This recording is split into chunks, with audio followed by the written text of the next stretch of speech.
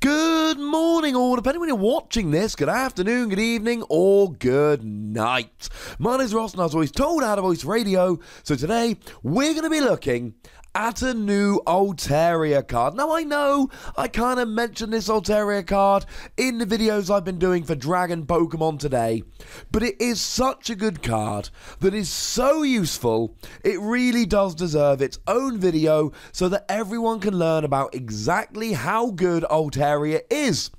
And I don't want to spoil anything, ladies and gentlemen, but this Altaria is really gosh darned good. So if we have a quick look at the basics here, we discover that it has a weakness to Fairy, which might be an issue, kind of, but, you know, it's got 80 HP. It's really got quite a low HP. What I will say is that the Dedenne from Sun and Moon 6 will be able to get a one-hit KO on this for a double colorless energy, as long as they have a lightning Pokemon on the bench. Retreat cost of 1 is quite nice because it's low, but given that this is a bench-sitting Pokemon, it's not perfect. Because honestly, you want free retreat here. But then again, how often do we get lucky enough to have free retreat on bench-sitting Pokemon? The answer is never. Sorry about that. And of course, you're hitting nothing for weakness as a Dragon Pokemon, but it really doesn't matter. This is not an attacking Pokemon. I could tell you can use Devoured Field to do an extra 10 damage, but it doesn't matter, because this is not an attacking Pokemon. Now, it does have an attack here. It has an actual factual attack. Although, to be honest, we really need to look at the ability first. And the ability, ladies and gentlemen, is an absolute doozy. Your Dragon Pokemon do 20 more damage to your opponent's active Pokemon. Now, the translation here comes from Limitless TCG, the lovely David Hochmann. And there's no guarantee here, as always, we do need to wait for an official translation. It could always be changed, but as it stands at the moment, the extra damage will be added whether Altaria is in the active or on the bench. And the extra damage will be added to Altaria.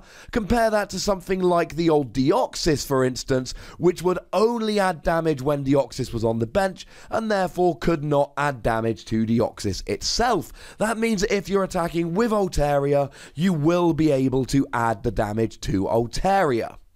And if this sounds a little bit familiar, it's the same as the old Altaria from Dragons Exalted, although the picture I'm using on the screen is of the pre-release promo, because look how beautiful it is.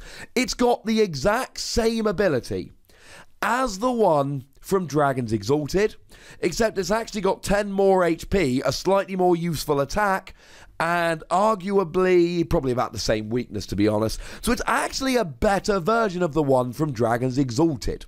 Now, some of you who were around at the time will remember that the one that was around was used with the Garchomp that was also from Dragons Exalted. It was one of those super obvious decks that everybody knew to use. And oh my goodness, was it pretty gosh darn good. That was a deck that saw an awful lot of play because you had Mat Cut for 60, but then you got a whole bunch of Altaria on the bench, and it was Mat Cut for however much you feel like.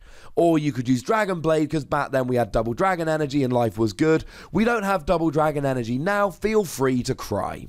And the thing is that this is an ability which will help a whole bunch of Pokemon.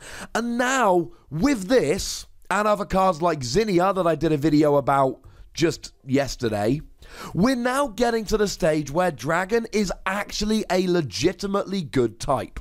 Dragon Pokemon still aren't hitting anything for weakness, and that kind of sucks. But other than that, Dragon is a legitimately good type that people are going to want to play. For instance, I said that Dialga GX is a really good Pokemon, but it's going to be better when it comes as a metal type in the next set. And I said that Garchomp is a legitimately good Pokemon, but it's going to be better when it comes as a fighting Pokemon in the next set. Well, you know what, ladies and gentlemen? It's now getting to the point where you can make a very strong argument that those Pokemon are actually better off as Dragon type.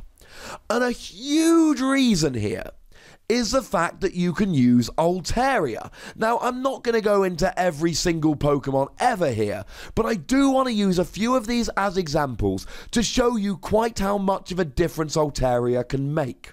So let's take something like Garchomp. Garchomp is a Dragon-type Pokemon that does 50 damage for a double colourless energy, and these decks generally will play double colourless energy. Well, you add a Choice Band on there and all of a sudden you're doing 80, and then you add an Altaria and you're doing 100, or 2 Altaria and you're doing 120, or 3 Altaria and you're doing 140. But even if you're not using a Choice Band, let's say you're up against something like a Zorua, generally speaking 50 damage will not be good enough. But if that Zorua's in the active, this Altaria does not add damage when you're doing it to the bench, then a single Altaria means you go from 50 to 70, and now you're getting a KO. The second attack, Royal Blades, 100 damage. If you played Cynthia from your hand during this turn, it goes up to 200. Now, Cynthia's a great card, but let's say you're going against something like an Empoleon. Well, Empoleon has got 160 HP. If you played a Cynthia, you're getting a one-hit KO.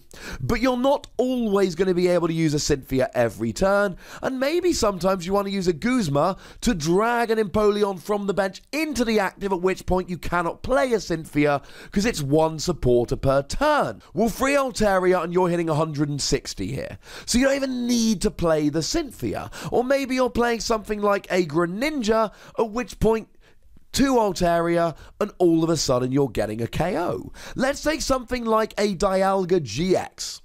Using something like Timeless GX, which gives you an extra turn the second you use it. Problem being, it does 150. Now you add a Choice Band, you're doing 180, and that gets you a KO on a Tapu Lele. But you don't always want a KO on Tapu Lele. You might want a KO on a Zoroark GX. Well, Choice Band gets you to 180, and Devoured Field gets you to 190, but you're still not doing enough damage. Altaria comes in, you're hitting 210. Timeless GX is an amazing GX attack because it gives you an extra turn. But if you can KO one of your opponent's main attackers, this becomes ridiculous. You whack a Choice Band on there, put a Devoured Field down with an Altaria out, not the hardest combo ever, one-hit KO on a Zoroark GX. But then it's your turn again, so they can't play a Field Blower to get rid of both the Devoured Field and the Choice Band because it's your turn again. At which point you then get to KO another Zoroark, which means you're taking 4 prizes. One of the reasons why Timeless GX only does 150 is because the card designers don't really want you to be able to knock out multiple GX attackers with this. Altaria comes along and goes, ha! I can anyway.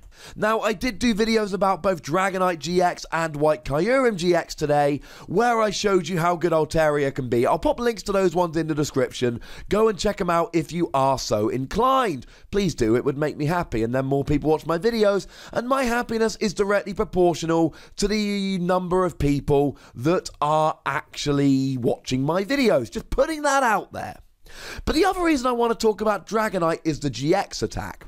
Dragonite's GX attack allows you to take 3 Dragon Pokemon from your discard and put them onto your bench. And they don't have to be basic, they can be any.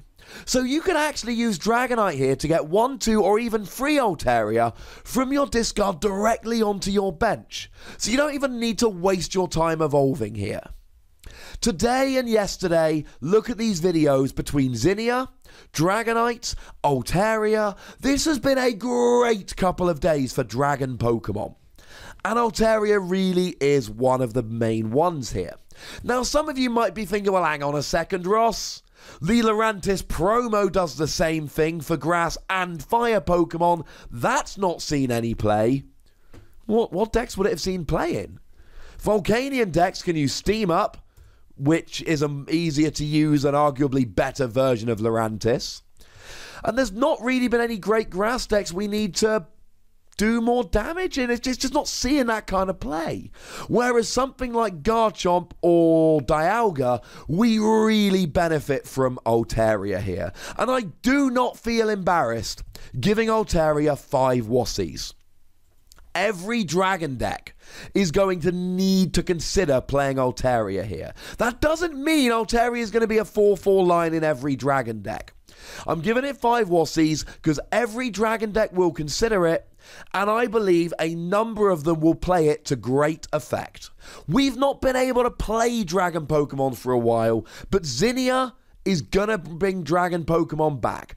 Dragonite is really good, I believe anyway, and in comes Altaria to do the extra damage.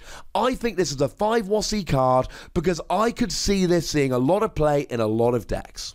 But maybe you disagree with me, ladies and gentlemen, at which point, fine. Well, that's what the comment section is there for. Go nuts! But be nice. Tell me what you think about this card. I would love to hear it. Make sure you like this video, subscribe to this channel, follow me on Twitter at @TheWassie, and Twitch for some live action at twitch.tv/PTCGRadio. If you want to support the channel, get some bonus podcasts and so on, head on over to patreon.com/PTCGRadio. That's where you can find all of that. But by far the most important thing, as always, is to look after yourselves until next time. Thank you very much for watching. My name's Ross, and you've been watching PTCG Radio.